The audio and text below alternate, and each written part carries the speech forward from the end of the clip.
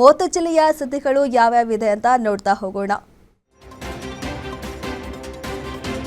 Davanagere by election ಹಿನ್ನೆಲೆ ದಕ್ಷಿಣ ಅಭ್ಯರ್ಥಿಯಾದ ಶ್ರೀನಿವಾಸ್ ಕರಿಯಪ್ಪ ಅವರು ನಾಯಕರನ್ನ ಭೇಟಿ ಮಾಡಿದ್ದಾರೆ.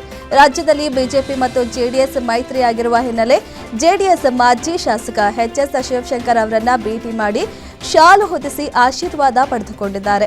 ಅಲ್ಲದೆ ಪಕ್ಷದ ಮುಖಂಡರಲ್ಲೇ ಅಸಮಾಧಾನ ಇರೋದ್ರಿಂದ ಆತಂಕಕ್ಕೆ ಒಳಗಾಗಿದ್ದಾರಾ ಅಥವಾ ಟೆನ್ಷನ್ನಲ್ಲೇ ನಾಯಕರನ್ನ ಭೇಟಿ ಮಾಡ್ತಿದ್ದಾರಾ ಶ್ರೀನಿವಾಸ ದಾಸ ಕರಿಯಪ್ಪ ಎಂಬ ಪ್ರಶ್ನೆ ಸೃಷ್ಟಿಯಾಗಿದೆ. ಬಾಗಲಕೋಟೆಯಲ್ಲಿ ಉಪಚುನಾವಣೆ ಕಾವೇರಿದ್ದು ಬಿಜೆಪಿ ಅಭ್ಯರ್ಥಿ ವೀರಣ್ಣ ಚರಂತಿಮಠ ಅವರು ನಾಮಪತ್ರ ಸಲ್ಲಿಸಿದ್ದಾರೆ. ಪತ್ನಿ ರಾಜೇಶ್ವರಿ ಜೊತೆ ತಹಶೀಲ್ದಾರ್ ಕಚೇರಿಗೆ ತೆರಳಿ ಚುನಾವಣಾ ಅಧಿಕಾರಿಯಾದ ಸಂತೋಷ್ ಜಗಲಾಸರ್ಗೆ ನಾಮಪತ್ರ ಸಲ್ಲಿಕೆ ಮಾಡಿದ್ದಾರೆ. ಇದೇ ಬರುವ ಸೋಮವಾರ ಬೃಹತ್ ಮೆರವಣಿಗೆ ಮೂಲಕ ರಾಜ್ಯ ನಾಯಕರ ಸಮ್ಮುಖದಲ್ಲಿ ಅಧಿಕೃತವಾಗಿ ವೀರಣ್ಣ ಚರಂತಿಮಠ ನಾಮಪತ್ರ ಸಲ್ಲಿಸಲಿದ್ದಾರೆ. ಬಾಗಲಕೋಟೆಯಲ್ಲಿ ಬಿಜೆಪಿ ವೀರಣ್ಣ ಚರಂತಿಮಠ ನಾಮಪತ್ರ ಸಲ್ಲಿಕೆ ಮಾಡಿದ್ದಾರೆ. ಬಳಿಕ ಮಾತನಾಡಿದ ಅವರು ಬಿಜೆಪಿಗೆ ಅತ್ಯಮೂಲ್ಯ ಮತಗಳನ್ನು ನೀಡಿ ಗೆಲ್ಲಿಸುವಂತೆ ಮನವಿ ಮಾಡಿದ್ದಾರೆ. ಮಾರ್ಚ್ 23ಕ್ಕೆ ಬೃಹತ್ ಮೆರವಣಿಗೆಯೊಂದಿಗೆ ರಾಜ್ಯಾಧ್ಯಕ್ಷ ಬಿವೈ ವಿಜಯೇಂದ್ರ ಅವರ ಸಮ್ಮುಖದಲ್ಲಿ ಮತ್ತೊಮ್ಮೆ ನಾಮಪತ್ರ ಸಲ್ಲಿಕೆ ಮಾಡ್ತೇವೆ. ಮತಕ್ಷೇತ್ರದಲ್ಲಿ ಬಿಜೆಪಿಗೆ ಗೆಲುವಿನ ವಾತಾವರಣವಿದೆ.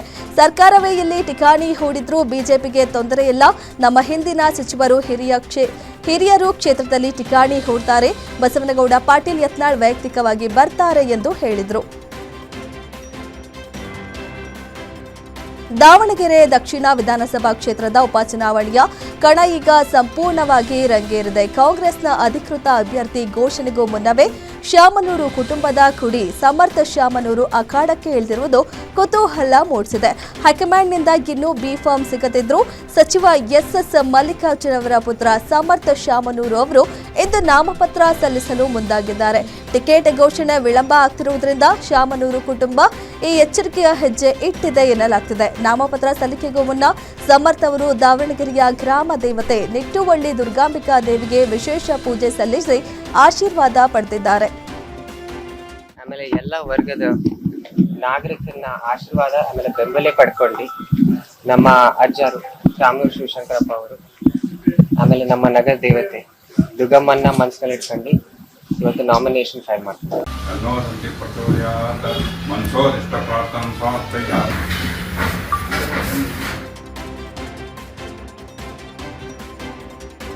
ದಾವಣಗೆರೆ ದಕ್ಷಿಣ ಕ್ಷೇತ್ರಕ್ಕೆ ಬಿಜೆಪಿ ಅಧಿಕೃತವಾಗಿ ಶ್ರೀನಿವಾಸ ದಾಸ್ ಕರಿಯಪ್ಪ ಅವರನ್ನ ಅಭ್ಯರ್ಥಿಯನ್ನಾಗಿ ಘೋಷಿಸಿದೆ. ಟಿಕೆಟ್ ಘೋಷಣೆಯ ಬೆನ್ನಲ್ಲೇ ಬಿಜೆಪಿಯೊಳಗೆ ಅಸಮಾಧಾನ ಸ್ಫೋಟಗೊಂಡಿದೆ. ವಿಶೇಷವಾಗಿ ಮಾಜಿ ಶಾಸಕ ಎಂಪಿ ರೇಣುಕಾಚಾರ್ಯ ಬಣಕ್ಕೆ ಈ ಆಯ್ಕೆ ಬಗ್ಗೆ ತೀವ್ರ ಬೇಸರವಿದೆ ಎನ್ನಲಾಗ್ತಿದೆ. ರೇಣುಕಾಚಾರ್ಯ ಅವರು ಹೊರನೋಟಕ್ಕೆ ಪಕ್ಷದ ಅಭ್ಯರ್ಥಿಯನ್ನ ಬೆಂಬಲಿಸುತ್ತೇವೆ ಎಂದು ಹೇಳಿದ್ರು. ಒಳಗೊಳಗೆ ಅಸಮಾಧಾನ ಬೇಗುದಿ ಮುಂದುವರೆದಿದೆ ಎಂಬ ಚರ್ಚೆಗಳು ರಾಜಕೀಯ ವಲಯದಲ್ಲಿ ನಡೆದಿವೆ. ಈ ಅಸಮಾಧಾನಗಳನ್ನು ಶಮನಗೊಳಿಸಲು ಮತ್ತು ಗೆಲುವಿನ ರಣತಂತ್ರ ರೂಪಿಸಲು ಶ್ರೀನಿವಾಸ್ ಕರಿಯಪ್ಪ ಅವರು ಹಿರಿಯ ನಾಯಕರ ಮನೆಗೆ ಭೇಟಿ ನೀಡುತ್ತಿದ್ದಾರೆ. ರಾಜ್ಯದಲ್ಲಿ ಬಾಗಲಕೋಟೆ ದಾವಣಗೆರೆ ಉಪಚುನಾವಣೆ ಕಾವೇರಿದೆ. 2 ಕ್ಷೇತ್ರಗಳಲ್ಲೂ ಬಿಜೆಪಿ ಗೆದ್ದು ಆಡಳಿತ ವಿರೋಧಿ ಅಲೆ ತೋರಿಸಲು ಪ್ಲಾನ್ ಮಾಡಿಕೊಂಡಿದೆ. ಇದರ ನಡುವೆ ಬಸವನಗೌಡ ಯತ್ನಾಳ್ ಅವರು ವಿವಾದಾತ್ಮಕ ಹೇಳಿಕೆಯಿಂದ ಬಿಜೆಪಿಗರ ನಿದ್ದೆಗೆಡಿಸಿದೆ. ವಿಜಯಪುರದಲ್ಲಿ ಮಾತನಾಡಿದ ಇವರು ಬಾಗಲಕೋಟೆ ಕ್ಷೇತ್ರದಲ್ಲಿ ಬಿಜೆಪಿ ಪರ ಪ್ರಚಾರ ಮಾಡುವುದರ ಜೊತೆಗೆ ಬಿಎಸ್ವೈ ಮತ್ತು ವಿಜಯೇಂದ್ರ ಟೀಮ್ ವಿರುದ್ಧವಾಗಿ ಮಾತನಾಡಿರುವುದು ಪಕ್ಷದ ಕಾರ್ಯಕರ್ತರಲ್ಲಿ ಗೊಂದಲ ಸೃಷ್ಟಿಸಿದಂತಾಗಿದೆ. ಅಷ್ಟೇ ಅಲ್ಲದೆ ಇಂತಹ ವಿವಾದಾತ್ಮಕ ಹೇಳಿಕೆಯಿಂದ ಕಾಂಗ್ರೆಸ್ ಅಭ್ಯರ್ಥಿಗೆ ಲಾಭ ಆಗಬಹುದಾ ಎಂಬ ಆತಂಕ ಬಿಜೆಪಿಗರಲ್ಲಿ ಮನೆ ಮಾಡಿದೆ. ಆಂಬ್ಯುಲೆನ್ಸ್ ಮತ್ತು ಕಾರಿನ ನಡುವೆ ಭೀಕರ ಡಿಕ್ಕಿಯಾಗಿ ಕಾರು ಪಲ್ಟಿಯಾಗಿರುವ ಘಟನೆ ಶಿವಮೊಗ್ಗ ನಗರದ ಅಕ್ಕಮಹಾದೇವಿ ಸರ್ಕಲ್ನಲ್ಲಿ ನಡೆದಿದೆ. ಆಂಬ್ಯುಲೆನ್ಸ್ ಡಿಕ್ಕಿ ಹೊಡೆದ ರಭಸಕ್ಕೆ ಕಾರು ಪಲ್ಟಿಯಾಗಿದೆ. ಅಪಘಾತದ ಭಯಾನಕ ದೃಶ್ಯ ಸಿಸಿಟಿವಿ ಕ್ಯಾಮೆರಾದಲ್ಲಿ ಸೆರೆಯಾಗಿದೆ. ಕಾರು ಪಲ್ಟಿಯಾದ ರಭಸಕ್ಕೆ ಮಹಿಳೆ ಕಾರಿನಿಂದ ಕೆಳಗೆ ಬಿದ್ದಿದ್ದಾರೆ. ಅದೃಷ್ಟವಶಾತ್ ಘಟನೆಯಲ್ಲಿ ಯಾವುದೇ ಪ್ರಾಣಾಪಾಯ ಸಂಭವಿಸಿಲ್ಲ.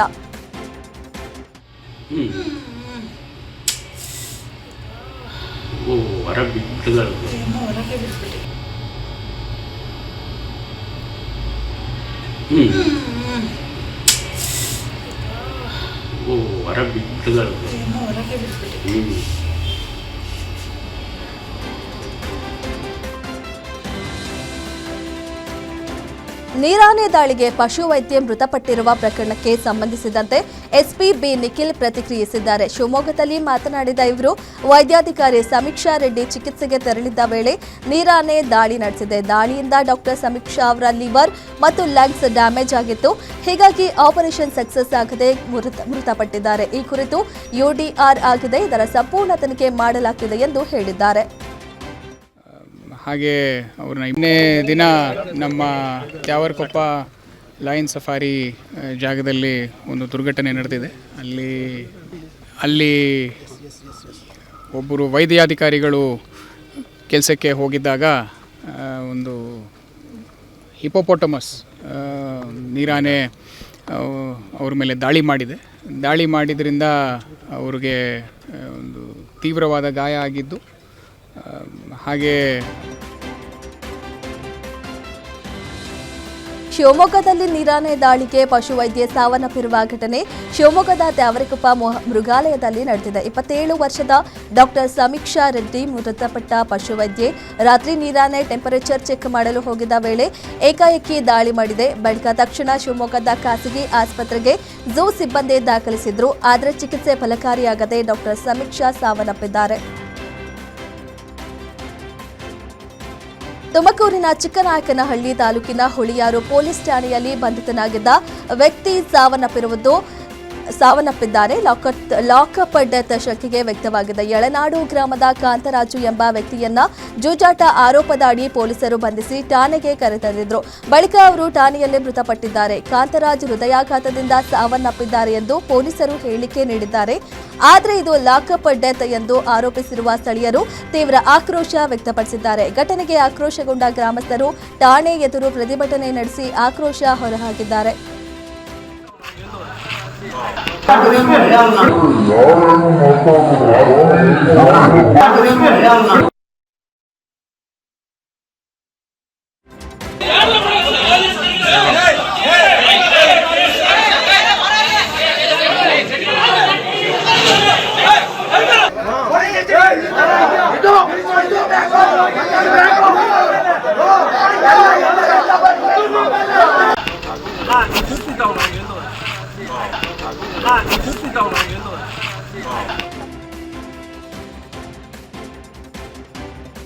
ಬೀದರ್ನ ಬಸವ ಕಲ್ಯಾಣ ತಾಲೂಕಿನ ನೀಲಕಂಠವಾಡಿ ಗ್ರಾಮದಲ್ಲಿ ಮದ್ಯ ಬಂದ್ ಮಾಡುವಂತೆ ಹೇಳಿ ಬೇಸತ್ತ ಮಹಿಳೆಯರು ಶಾಸಕ ಶರಣು ಸಲಕರ್ ಮುಂದೆ ಕಣ್ಣೀರು ಹಾಕಿದ್ದಾರೆ. ಗ್ರಾಮಕ್ಕೆ ಭೇಟಿ ನೀಡಿದ ವೇಳೆ ಮಹಿಳೆಯರು ತಮ್ಮ ಅಳಲು ತೋಡಿಕೊಂಡು, ನಮ್ಮ ಊರಲ್ಲಿ ಹೆಜ್ಜೆ ಹೆಜ್ಜೆಗೂ ಮದ್ಯ ಮಾರಾಟ ನಡೆಯುತ್ತಿದೆ, ಕಿರಾಣಿ ಅಂಗಡಿಗಳಲ್ಲಿಯೂ ಸಹ ಅಕ್ರಮವಾಗಿ ಸರಾಯಿ ಮಾರ್ತಿದ್ದಾರೆ ಎಂದು ಆರೋಪಿಸಿದ್ರು. ಇನ್ನು ಈ ಬಗ್ಗೆ ಪೊಲೀಸರಿಗೆ ದೂರು ನೀಡಿದ್ರು. ಯಾವುದೇ ಕ್ರಮ ಕೈಗೊಳ್ಳಲಾಗ್ತಿಲ್ಲ. ಪೊಲೀಸರು ಬಂದು ನೋಡಿಕೊಂಡು ಹೋಗ್ತಾರೆ ಹೊರತು ಸಮಸ್ಯೆ ಪರಿಹರಿಸುತ್ತಿಲ್ಲ ಎಂದು ಮಹಿಳೆಯರು ಆಕ್ರೋಶ ವ್ಯಕ್ತಪಡಿಸಿದ್ರು.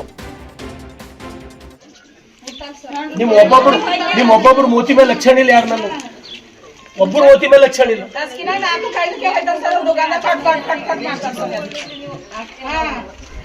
ಅಲ್ಲ, ನಿಮ್ ಜವಾನ್ ಮಕ್ಕಳು ಏನ್ ಮಾಡ್ಬೇಕು? ಒಮ್ಮರೆ ವಿಚಾರ ಮಾಡಿರ?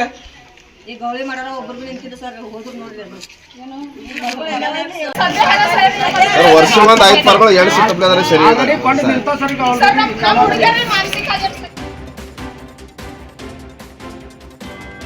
ಬೀದರ್ ಜಿಲ್ಲೆಯಲ್ಲಿ ಗ್ಯಾಸ್ ಸಮಸ್ಯೆ ಮುಂದುವರೆದಿದ್ದು ಸಿಲಿಂಡರ್ಗಾಗಿ ಜನರು ಪರದಾಡುವಂತಾಗಿದೆ.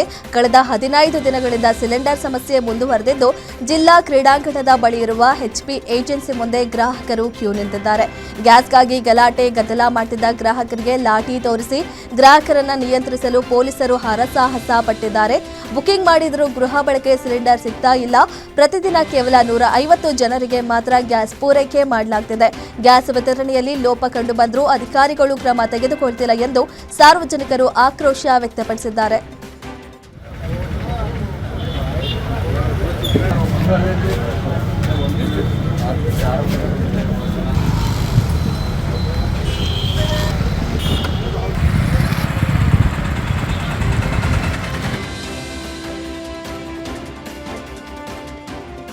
ಜಮೀನಿನಲ್ಲಿ ವಸ್ತುಗಳ ಕಳ್ಳತನಕ್ಕೆ ಬಂದು ರೈತರ ಮೇಲೆ ಹಲ್ಲೆ ಮಾಡಿರುವ ಘಟನೆ ಕಲಬುರಗಿ ಜಿಲ್ಲೆಯ ಐನಾಪುರ ಗ್ರಾಮದಲ್ಲಿ ನಡೆದಿದೆ. ಹೊಲದಲ್ಲಿದ್ದ ಕೃಷಿ ಪರಿಕರ, ಪಂಪ್ಸೆಟ್, ಕೇಬಲ್, ಶ್ರೀಗಂಧ ಮರದ ಕಳ್ಳತನಕ್ಕೆ ಬಂದಿದ್ರು. ಈ ವೇಳೆ ಗ್ರಾಮದ ತಾಫೀಕ್ ಸೇರಿದಂತೆ ರೈತರಿಗೆ ಕೊಡಲಿಯಿಂದ ಹಲ್ಲೆ ಮಾಡಿ ಎಸ್ಕೇಪ್ ಆಗಲು ಯತ್ನಿಸಿದ್ದ ಇಬ್ಬರಲ್ಲಿ ಓರ್ವನನ್ನ ಗ್ರಾಮಸ್ಥರು ಬಂಧಿಸಿದ್ದಾರೆ. ಇನ್ನೋರ್ವ ಕಳ್ಳ ಪರಾರಿಯಾಗಿದ್ದಾನೆ.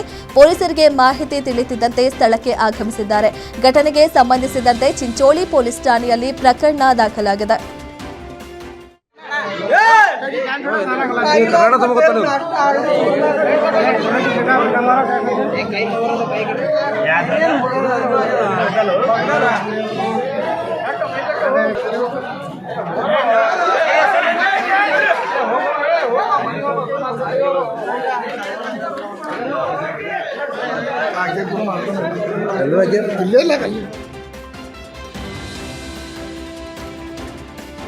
ಮನೆ ಮೇಲ್ಚಾವಣಿ ಬಿದ್ದು ವೃದ್ಧೆ ಸಾವನ್ನಪ್ಪಿರುವ ಘಟನೆ ರಾಯಚೂರು ಜಿಲ್ಲೆ ಮಸ್ಕಿ ಪಟ್ಟಣದಲ್ಲಿ ನಡೆದಿದೆ.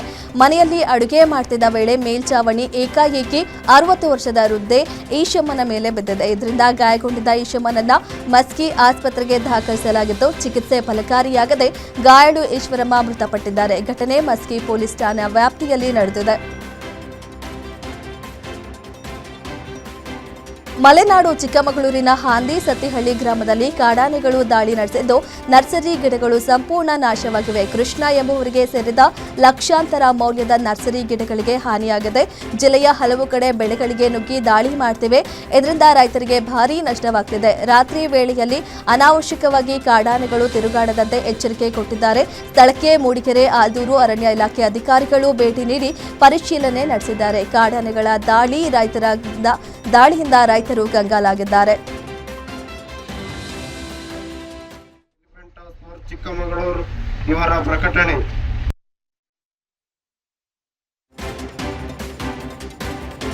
ಗ್ರಾಮಸ್ಥರಲ್ಲಿ ವಿನಂತಿ, ಗ್ರಾಮದ ಸುತ್ತಮುತ್ತ ಸಂಚರಿಸುತ್ತಿದೆ.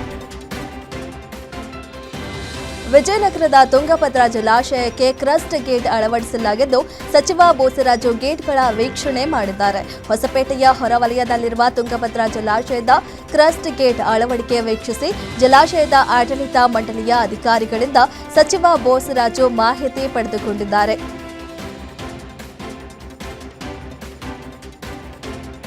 ಕೋತಿ ಮಾಡಿದ ಚೇಷ್ಟೆಗೆ ವ್ಯಕ್ತಿ ಜೀವ ಕಳೆದುಕೊಂಡಿರುವ ಘಟನೆ ತುಮಕೂರು ನಗರದ ನೃಪತುಂಗ ಬಡಾವಣೆಯಲ್ಲಿ ನಡೆದಿದೆ. ನೃಪತುಂಗ ಬಡಾವಣೆಯ ನಿವಾಸಿ ವಿಜಯ್ ಪ್ರಕಾಶ್ ತಮ್ಮ ಮನೆಗೆ ಹಿಂತಿರುಗುತ್ತಿರುವ ವೇಳೆ ಪಿಎನ್ಟಿ ಕ್ವಾರ್ಟರ್ಸ್ ಬಳಿಯ ಮರದಲ್ಲಿ ಹುಟ್ಕೊಂಡ ಹೆಜ್ಜೆಯನ್ನು ದಾಳಿ ಮಾಡಿದೆ. ಇದರಿಂದ ಓರ್ವ ವ್ಯಕ್ತಿ ಬಲಿಯಾಗಿದ್ದಾರೆ.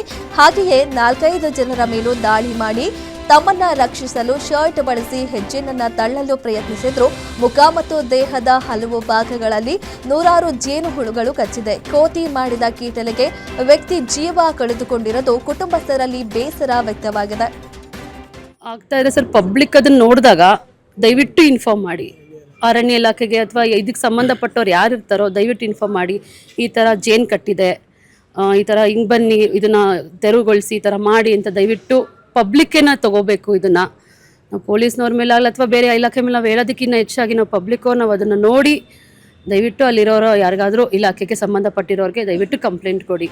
ಈ ಥರ ಆಗತ್ತೆ. ಬೈಕ್ ಮತ್ತು ಕಾರು ಡಿಕ್ಕಿಯಾಗಿ ಬೈಕ್ ಸವಾರ ಸ್ಥಳದಲ್ಲೇ ಸಾವನ್ನಪ್ಪಿರುವ ಘಟನೆ ದೇವನಹಳ್ಳಿ ಏರ್ಪೋರ್ಟ್ ಬಳಿ ನಡೆದಿದೆ. ಅಪಘಾತದಲ್ಲಿ 35 ವರ್ಷದ ವೆಂಕಟೇಶ್ ಗೌಡ ಮೃತಪಟ್ಟಿದ್ದಾನೆ. ಬೈಕ್ ಗುದ್ದಿದ ರಭಸಕ್ಕೆ ಕಾರು ಪಕ್ಕದಲ್ಲಿದ್ದ ಹಳ್ಳಕ್ಕೆ ಉರುಳಿ ಬಿದ್ದಿದ್ದು, ಅಪಘಾತ ಬಳಿಕ ಕಾರು ಚಾಲಕ ಸ್ಥಳದಿಂದ ಎಸ್ಕೇಪ್ ಆಗಿದ್ದಾನೆ. ಘಟನೆ ಚನ್ನರಾಯಪಟ್ಟಣ ಪೊಲೀಸ್ ಠಾಣಾ ವ್ಯಾಪ್ತಿಯಲ್ಲಿ ನಡೆದಿದೆ. ಮರಿಗಳನ್ನ ಅರಸಿ ಬಂದಿದ್ದ ಚಿರತೆಯೊಂದು ಬೋನಿಗೆ ಬಿದ್ದಿರುವ ಘಟನೆ ಮಂಡ್ಯ ಜಿಲ್ಲೆ ಬೂತನ ಹೊಸೂರು ಗ್ರಾಮದಲ್ಲಿ ನಡೆದಿದೆ. ನಿನ್ನೆಯಷ್ಟೇ ಅದೇ ಗ್ರಾಮದ ಕಬ್ಬಿನ ಗದ್ದೆಯಲ್ಲಿ 3 ಚಿರತೆ ಮರಿಗಳು ಪತ್ತೆಯಾಗಿದ್ವು. ಇದೀಗ ಮರಿಗಳನ್ನ ಅರಸಿ ಬಂದಿದ್ದ ತಾಯಿ ಚಿರತೆ ಸೆರೆಯಾಗಿದ್ದು ಗ್ರಾಮಸ್ಥರಲ್ಲಿ ಆತಂಕ ನಿವಾರಣೆಯಾಗಿದೆ. ಇನ್ನು ಒಂದೇ ದಿನದಲ್ಲಿ ಚಿರತೆ ಸೆರೆ ಹಿಡಿದ ಅಧಿಕಾರಿಗಳಿಗೆ ಗ್ರಾಮಸ್ಥರು ಅಭಿನಂದನೆ ಸಲ್ಲಿಸಿದ್ದಾರೆ. ಏನು ಗೊತ್ತಾ, ಅದು ಎತ್ಬಿಟ್ಟಿದ ಎತ್ಬಿಟ್ಟು ಅದು ತಿಳ್ಕೊಸಿ ಹಾಕ್ಬಿಟ್ರೆ ಇದೊಂದು ಅಲ್ಲಿಗೆ ಬಟ್ ಇದು ಕಳಿಸ್ಬೇಕು. ಹತ್ರಿಕೆ ಒಬ್ಬಳು ನಿಂತಿರಪ್ಪ, ದೂರ ನಿಂತಿರಪ್ಪ.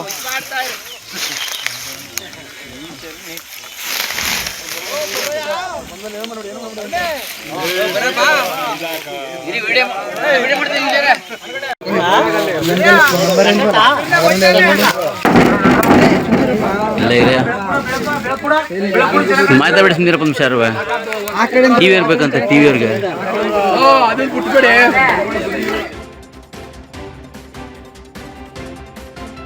ಶಿವಮೊಗ್ಗದ ಗಾಜನೂರು ಬಳಿ ಗುರುವಾರ ಸಂಜೆ ನಡೆದ ಅಪಘಾತದಲ್ಲಿ ಪ್ರೇಮ್ ಕುಮಾರ್ ಮೃತಪಟ್ಟಿದ್ರು. ಮೃತ ಯುವಕನ ಕಣ್ಣುಗಳನ್ನ ದಾನ ಮಾಡಿ ಕುಟುಂಬಸ್ಥರು ಸಾರ್ಥಕತೆ ಮೆರೆದಿದ್ದಾರೆ. ಮೃತನು ಶಿವಮೊಗ್ಗ ಎಸಿ ಕಚೇರಿಯಲ್ಲಿ ಹೊರಗುತ್ತಿಗೆ ನೌಕರನಾಗಿ ಕೆಲಸ ಮಾಡ್ತಿದ್ರು. ಕುಟುಂಬದ ಈ ಸಾರ್ಥಕತೆಗೆ ಸಾರ್ವಜನಿಕರು ಮೆಚ್ಚುಗೆ ವ್ಯಕ್ತಪಡಿಸಿದ್ದಾರೆ. ರಾಯಚೂರು ಜಿಲ್ಲೆಯಲ್ಲಿ ಕಳೆದ 3 ದಿನಗಳಿಂದ ನಿರಂತರ ಮಳೆಯಾದ ಹಿನ್ನೆಲೆ ರೈತರು ಕಂಗಾಲಾಗಿದ್ದಾರೆ. ಜಿಲ್ಲೆಯ ಪರ್ತಪುರ್, ಹುನೂರು ಸೇರಿದಂತೆ ಹಲವೆಡೆ ಭಾರೀ ಮಳೆಯಾಗಿದೆ. ಇದರಿಂದಾಗಿ ಸುಮಾರು 100 ಎಕರೆಯಲ್ಲಿ ಬೆಳೆದಿದ್ದ ಮೆಣಸಿನಕಾಯಿ, ಭತ್ತ, ಸಜ್ಜೆ ಸೇರಿ ವಿವಿಧ ಬೆಳೆಗಳು ನೆಲಸಮವಾಗಿವೆ. ಕಟಾವಿನ ಹಂತಕ್ಕೆ ಬಂದಿದ್ದ ಬೆಳೆ ಸಂಪೂರ್ಣ ನಾಶವಾದರೂ ಸ್ಥಳಕ್ಕೆ ಭೇಟಿ ನೀಡದ ಅಧಿಕಾರಿಗಳ ವಿರುದ್ಧ ರೈತರು ಆಕ್ರೋಶ ವ್ಯಕ್ತಪಡಿಸಿದ್ದಾರೆ. ಎಕರೆಕ 50 ಚೀಲ ಗೊಬ್ಬರ ಹಾಕಿವಿ.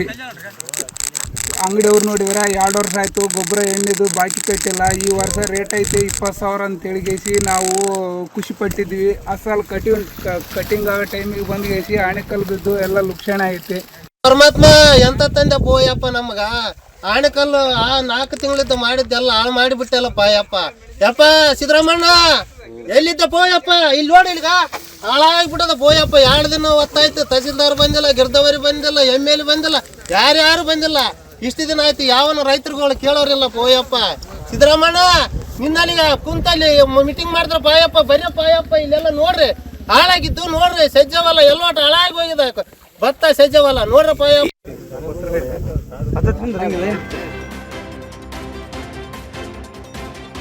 ಗೂಡ್ಸ್ ಪಿಕಪ್ ವಾಹನಕ್ಕೆ ಬಿಇಒ ಬಲೇನೋ ಕಾರು ಡಿಕ್ಕಿಯಾಗಿರುವ ಘಟನೆ ಬೆಳಗಾವಿ ಜಿಲ್ಲೆ ಹುಕ್ಕೇರಿಯ ಹೊರವಲಯದಲ್ಲಿ ನಡೆದಿದೆ. ಬೆಳಗಾವಿಯಿಂದ ಹುಕ್ಕೇರಿಗೆ ಬರುತ್ತಿದ್ದ ವೇಳೆ ಅಪಘಾತ ಸಂಭವಿಸಿದೆ. ಡಿಕ್ಕಿ ರಭಸಕ್ಕೆ ಬಿಇಒ ಚಲಿಸುತ್ತಿದ್ದ ಕಾರಿನ ಏರ್ ಬ್ಯಾಗ್ ಓಪನ್ ಆದ ಹಿನ್ನೆಲೆ ಬಿಇಒ ಪ್ರಭಾವತಿ ಪಾಟೀಲ್ ಹಾಗೂ ಅವರ ಪತಿಗೆ ಸಣ್ಣ ಪುಟ್ಟ ಗಾಯಗಳಾಗಿವೆ.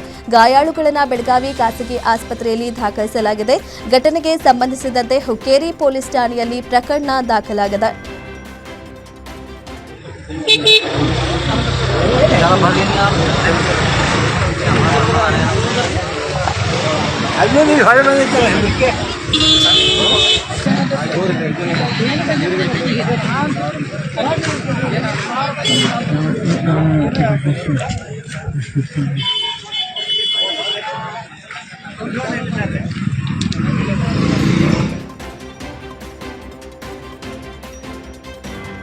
ಬೈಕ್ ಮತ್ತು ಕಾರು ಮುಖಾಮುಖಿಯಾಗಿ ಡಿಕ್ಕಿಯಾಗಿ ಬೈಕ್ ಸವಾರ ಸ್ಥಳದಲ್ಲೇ ಸಾವನ್ನಪ್ಪಿರುವ ಘಟನೆ ಸಾಗರ ತಾಲೂಕಿನ ಬಸವನಕೊಪ್ಪ ರೈಲ್ವೆ ಗೇಟ್ ಬಳಿ ನಡೆದಿದೆ. ಅಪಘಾತದಲ್ಲಿ 26 ವರ್ಷದ ಮಹೇಶ್ ಮೃತಪಟ್ಟಿದ್ದಾನೆ.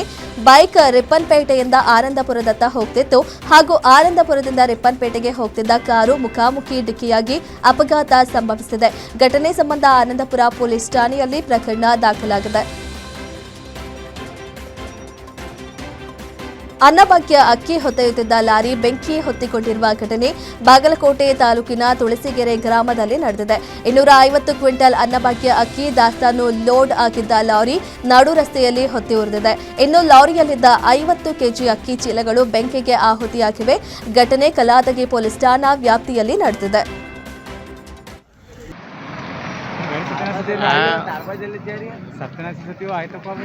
ड्रॉल शाने तन कर साइड ले आओ ने आंच लगे बाद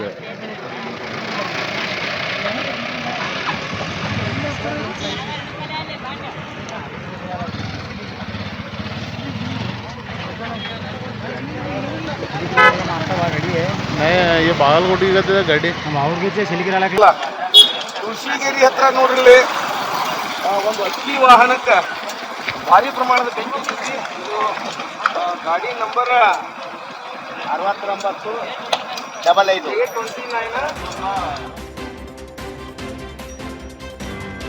ಆನೇಕಲ್ ತಾಲೂಕಿನ HSR ಲೇಔಟ್ ವ್ಯಾಪ್ತಿಯ ಮಂಗಮ್ಮನ ಪಾಳ್ಯದಲ್ಲಿ ಯುಗಾದಿ ಹಾಗೂ ರಂಜಾನ್ ಹಬ್ಬದ ಅಂಗವಾಗಿ ಉಚಿತ ಕೋಳಿ ವಿತರಿಸಿದ್ದಾರೆ. ಈ ಕಾರ್ಯಕ್ರಮಕ್ಕೆ ಭಾರೀ ಪ್ರಮಾಣದಲ್ಲಿ ಜನರು ಹರಿದು ಬಂದಿದ್ದು ಕಿಲೋಮೀಟರ್ ಗಟ್ಟಲೆ ಸರತಿ ಸಾಲಿನಲ್ಲಿ ನಿಂತಿದ್ದಾರೆ.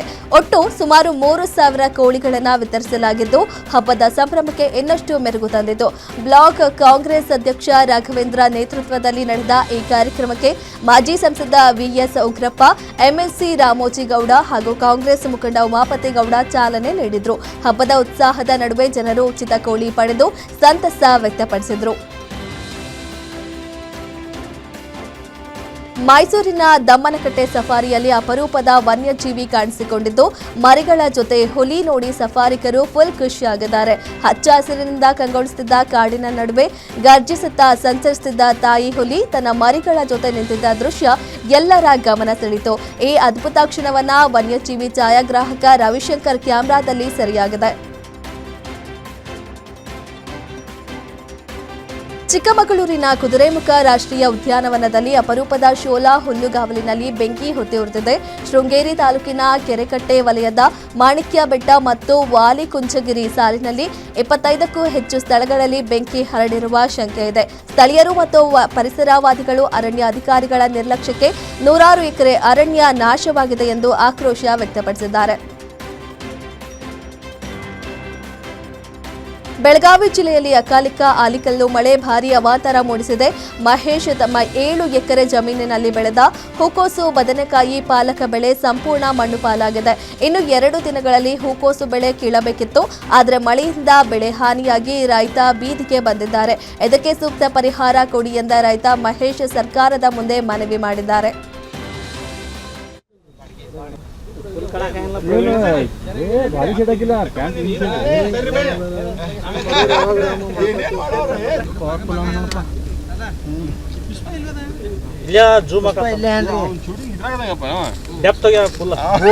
ಬಂದ್ಬಿಡ್ಬೇಕು ಅಂದ್ರಿ.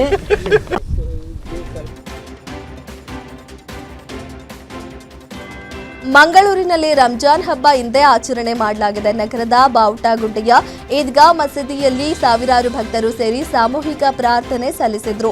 ಈ ವಿಶೇಷ ಪ್ರಾರ್ಥನೆಯಲ್ಲಿ ವಿಧಾನಸಭಾ ಸ್ಪೀಕರ್ ಯುಟಿ ಖಾದರ್ ಭಾಗವಹಿಸಿ ಎಲ್ಲರಿಗೂ ರಂಜಾನ್ ಹಬ್ಬದ ಶುಭಾಶಯಗಳನ್ನು ತಿಳಿಸಿದ್ರು. ಈ ವೇಳೆ ಮಾತನಾಡಿದ ಅವರು, ಪ್ರೀತಿ, ವಿಶ್ವಾಸ, ಸೋದರತೆ ಮತ್ತು ಸಮಾಜದ ಅಭಿವೃದ್ಧಿಯೇ ಈ ಹಬ್ಬದ ಮೂಲ ಸಂದೇಶ. ಇತರೆ ಧರ್ಮದವರ ಜೊತೆ ಬೆರೆತು ಸಹಬಾಳ್ವೆ ನಡೆಸುವುದು ರಂಜಾನ್ ಹಬ್ಬದ ವಿಶೇಷತೆ ಎಂದು ಹೇಳಿದರು. ಪರಸ್ಪರ ನಮ್ಮ ಸಂಸ್ಕೃತಿಯನ್ನ ಹಂಚಿಕೊಂಡು ಅರ್ಥ ಮಾಡಿಕೊಂಡು ಒಂದು ವಿಶ್ವಾಸಭರಿತವಾದ ಸಮಾಜ, ಅಭಿವೃದ್ಧಿಯ ಕರ್ನಾಟಕ ಮತ್ತು ಬಲಿಷ್ಠದ ಭಾರತ, ಇದು ನಮ್ಮೆಲ್ಲ ಮುಖ್ಯ ಉದ್ದೇಶ ಆಗಿದೆ. ಕರಾವಳಿಯಾದಂತೆ ನಾವು ಬಹುಶಃ ಇವತ್ತು ಇದನ್ನು ಬಹಳ ವಿಜೃಂಭಣೆಯಿಂದ ಮತ್ತು ಪಾವಿತ್ರ್ಯತೆಯಿಂದ ನಾವಿವತ್ತು ಆಚರಣೆ ಇವತ್ತು ಮಾಡ್ತಾ ಇರ್ತಿದ್ದೇವೆ. ಬೆಂಗಳೂರು ನಮ್ಮ ಸೋದರ ಬಹುಶಃ ನಾಳೆ ಕರ್ನಾಟಕ ಇನ್ನುಳಿದ ಎಲ್ಲಾ ಪ್ರದೇಶಗಳಲ್ಲಿ ಕೂಡ ಇವತ್ತು ನಾಳೆ ಈ ಹಬ್ಬ ಇವತ್ತು ಪ್ರೀತಿಯ ಸೋದರತೆಯ ಒಂದು ಪವಿತ್ರವಾದ ಹಬ್ಬದ ಸಂದೇಶ ನಾನು ಇವತ್ತು ನೀಡಿಕೊಂಡು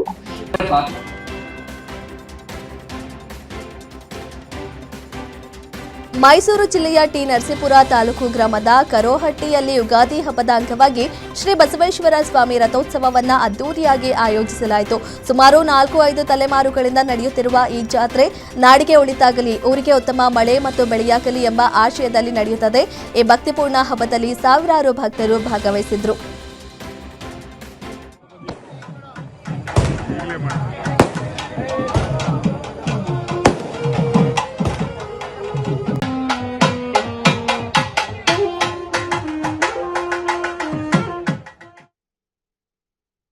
ಇದಾಗಿತ್ತು ಈ ಕ್ಷಣದ ಅಪ್ಡೇಟ್ಸ್. ಮತ್ತಷ್ಟು ಸುದ್ದಿಗಾಗಿ ನೋಡ್ತಾ ಇರಿ ಗ್ಯಾರಂಟಿ ನ್ಯೂಸ್. ಸುದ್ದಿ ಖಚಿತ, ನ್ಯಾಯ ನಿಶ್ಚಿತ.